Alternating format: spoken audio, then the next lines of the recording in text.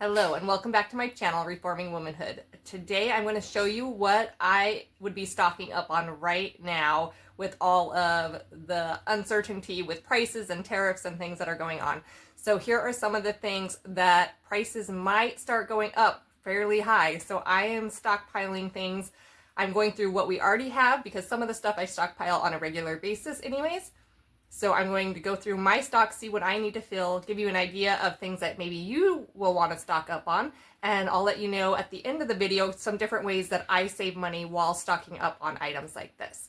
So let's get started. So here's a quick look at just some of the things that we are going to be talking about in this video, just so you can kind of get an overview of what we're looking at. So some of the first things I would worry about stockpiling are personal hygiene type items. So you're going to want to stock up on toilet paper. You're going to want to stock up on any kind of feminine hygiene products. So whether that's pads or tampons. Also, I highly recommend using a cup and just washable pads. They are really useful. They last for a long time. So either you can make your own. There's a lot of patterns online that you can find, or you can buy them online fairly cheaply. You can go, I got these I think off of Etsy. We've had them for a few years. I use them and my teen daughter uses them as well. So stockpile those type items. But then we're also going to have just things like shampoos, conditioners. You're going to have your shaving gels and deodorants and toothpaste, hand soap, bar soap, any of those items you are going to want to stockpile, because even if the prices don't increase exponentially, even if it's just a slight increase, either way it's going to be saving you money, and it's things that you are going to use in the long run. So only stockpile things that you actually use, the products you actually use. Try to find them at a good deal if you can. Like I said, I'll give you some different tips for that later on in the video, but stockpile things that you will use and rotate it through. Next, I would suggest stocking up on any kind of medications that you know that your family uses on a regular basis. So my family goes through a lot of allergy medicine. I have one of my sons lives on allergy medicines all year long, so the kids' Claritin chewables, we are going to stockpile those, and then allergy medicines for me for sure. Then also just things like ibuprofen, Tylenol. We have a stockpile for the kids, both chewable and liquid versions, because some of the kids like different ones, and then for the grown-ups as well. And so if you want things that are like cold and flu type things, cough drops, pharmaceuticals in general can get really expensive, and it's one of the things that you see an increase in a lot. So I always try to stockpile when I see a good deal. Like if our allergy medicine's on sale, I try to stockpile a few months worth. Next things would be things like paper towels, trash bags, Ziploc bags, batteries, and light bulbs are things that a lot of people don't think to stockpile, that can go up in price when we're having some issues like this that might be coming in with tariffs and any of the deals that they may or may not be making this week. So stockpiling those things could be very useful. So go through your house, see kind of what you need. Like, are we low on AA batteries? Do we need to stock up on trash bags? Any kind of cleaning supplies would be good to stock up on. So laundry soaps are one of the main things that I stock up on. I find a lot of deals on them, and they're almost always running deals on Ibotta, which is one of my tips for later, is to use Ibotta to get good discounts. So cleaning supplies, anything like your dish soaps, your dish pods, laundry soaps, any kind of your cleaning sprays, Lysol wipes, all of that are good things to stockpile, because again, you will be using them eventually. So it's not going to hurt you to stockpile now and maybe save money down the road, even if prices don't go up that much. Also, tissues. Kleenex is one that I forget about a lot, and so we'll be running low, and then I'm like, oh yeah, I need to get more. So on to some food items. I'm going to change this a little bit. Okay, so on to food items. Do not stockpile things that your family does not eat. So it might be really easy to go out and get cheap bags of beans and rice, but if your family does not eat beans and rice, it's might be something you can keep for an emergency, but if you're really in an emergency, you're not going to want to eat something you're not used to eating. So stockpile what your family will actually eat. So keep a working pantry. So if we are stockpiling pasta, we're going to stockpile the pastas that we actually eat. So I usually always have easily 20 pounds of pasta available for our family because we eat a lot of pasta. So I will stockpile, I mean, we probably have just 20 pounds of spaghetti on a regular basis because we eat so much of it. And we just rotate it through. So just like you do at a grocery store, you buy the new things, you put it in the back and move the older things to the front more. So we do that with pasta. So I recommend if you eat pasta, if you eat rice, those things are great. They store for a long time.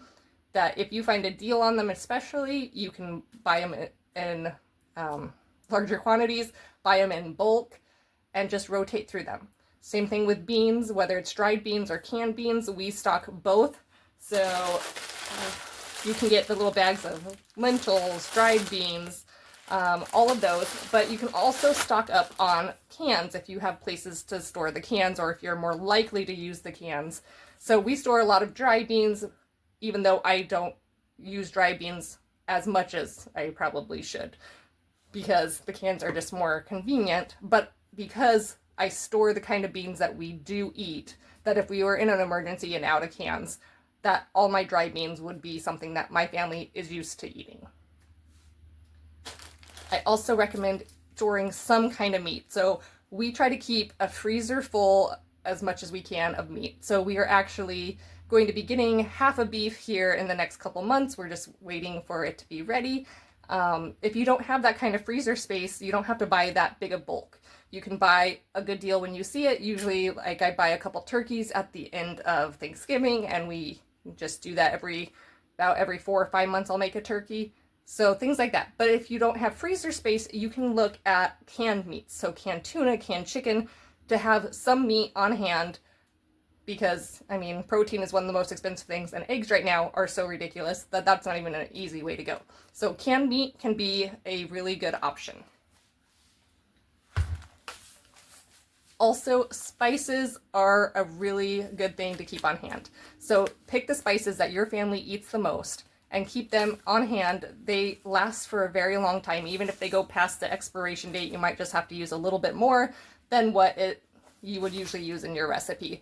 But I stock a lot of spices. So if you've seen my pantry clean video, you'll see how many spices I got when they were on a good deal one day. And I probably have enough cinnamon to last our family for 10 years. So just go ahead and stock the things that you are likely to eat and keep it as organized as you can so that you're cycling through it. We also try to stockpile just a little bit of things that would be easy in emergency situations to eat. So things like the oatmeal or, ready to serve type meals, like just add water type things.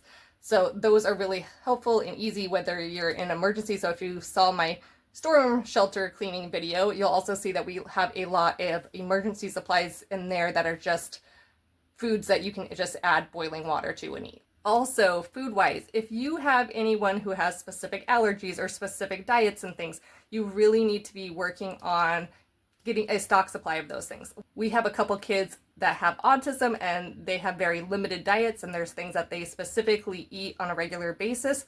So I have to stockpile those foods because, for one, I don't want to run out because it will really limit what they eat because they really won't eat much else. So if you also are in the same situation, find a way to stock up on those things, even if it means like, hey, I have to store a tub under our bed full of this food because I don't have anywhere in my kitchen. We've had to do that. So just work on the things that you know your family's going to eat. That also goes for medications. If you have a child or one of yourselves or even a pet that has to have certain medications, if you can stock up on those medications as much as possible, see if you can get a little bit ahead on their prescriptions. Some doctors will let you get a prescription for a little bit in advance or a little bit more than usual if they know that you're trying to create a stockpile of those things for an emergency or even for a vacation or something. So you can talk with your doctor and see if there is a way to get you a little bit more of a cushion on medications. Prepping for your family is very important. As a homemaker, I look at this as part of my job as homemaking, is to be able to provide for my family in the best way possible, which means making sure that we have everything we need when we need it. So some of the other things that you might want to look at stocking up on, just if prices are going to be going higher and you have some extra money, maybe you have some money from your tax return or something, you might want to look at just things like, you know, socks or clothes that your kids will be growing into this next year that you can find on sale, different things that you find maybe at consignment stores or your yard sales, deals on things that are going out of season. Things like that are good to look at so you can plan ahead for this next year if prices really do start to increase a lot. So just kind of be aware, money that you're spending now might save you quite a bit of money in the future. So we're looking at it as like that. If we got our tax return, what's the best way to spend that money that is helpful for our family, things that we will definitely use throughout the year, and hopefully will save us money now versus spending more money later. Now I'm going to give you some of my tips and tricks for how to maybe save as much money as possible if you are going to try to stock up on this stuff, especially in the next week or two, hopefully before any prices increase with all of the tariffs that are being put into place. Number one is, like I said before, only buy what you will actually use, things and brands that your family actually likes. So if you are wanting to try a off-brand of a pasta or a toothpaste or whatever it is, try it first before you buy it in bulk, okay? So there's been times where I've done that where I'm like, oh, we'll be fine with this off-brand of spaghetti sauce or something, and bought a couple, and then we didn't really like it at all. So if you are going to be trying something new, try it in a smaller version first. But stock what you will eat. Don't just go like, oh, hey, this is a good deal, or this is something somebody recommended on this channel of prepping, I'm going to go out and buy a bunch. No, buy what your family will eat or use and then rotate it through it. So number two would be figure out the best place to buy your items, whether it's food or personal hygiene items, whatever you're looking to buy, find the best price. So whether that's a Costco or Sam's Club or just a Walmart, maybe finding a good deal on Amazon, whatever it is, price check what you're looking for. So like our town, we only really have a Walmart and a Target and a Sam's Club. We don't really have a lot of options for cheaper groceries or anything like that. So I look at those specific places and what the deals are. So Walmart's almost always cheapest when it comes to most of the items just regularly, but Target will run ads and hey, if you spend this much, you get this much, or you can have this percentage off. So you need to check for each item where it's going to be a better deal, because I might be able to get a really good deal on laundry soap this week at Target, but regularly it's cheaper at Walmart. So just kind of keep checking when you're ready to buy. Third would be to take advantage of deals and apps. So Ibotta is one of my number one. I almost run everything through Ibotta. So the laundry soap that we buy is the All, and it is almost always available on Ibotta for Walmart and Target as a discount. So I can get a couple dollars off on that, or a couple dollars back through the Ibotta app every time I buy All.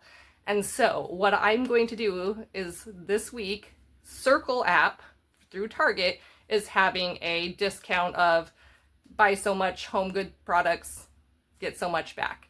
And so I'm going to go ahead and use my Ibotta app to purchase and load up on my All and have enough probably for the rest of the year and get that extra money back from Ibotta and from the Target app.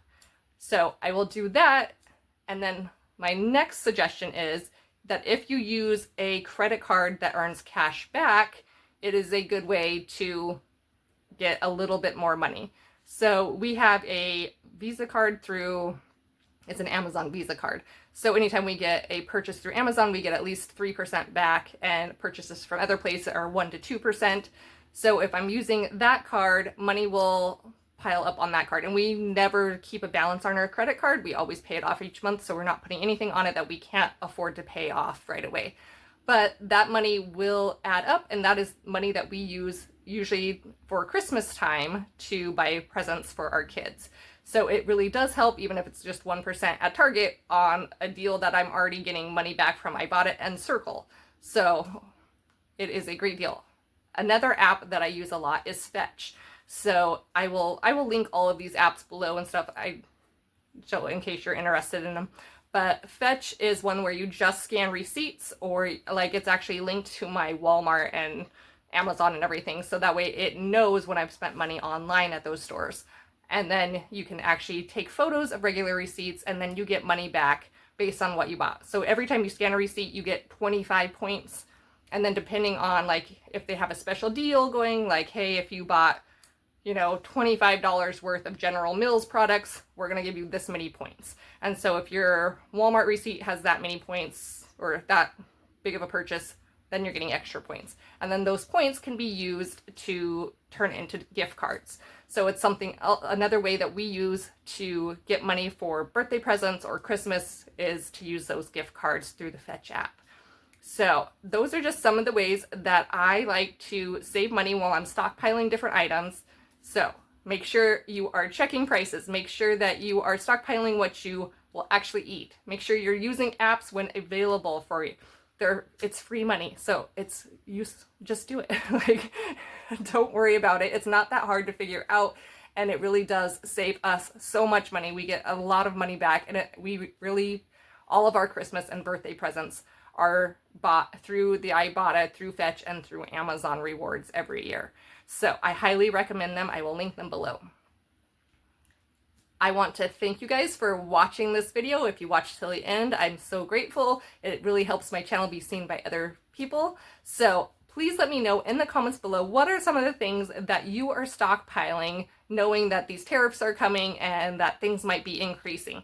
What are some of your top things that you know you are stocking for your family? All right, we'll see you in the next video.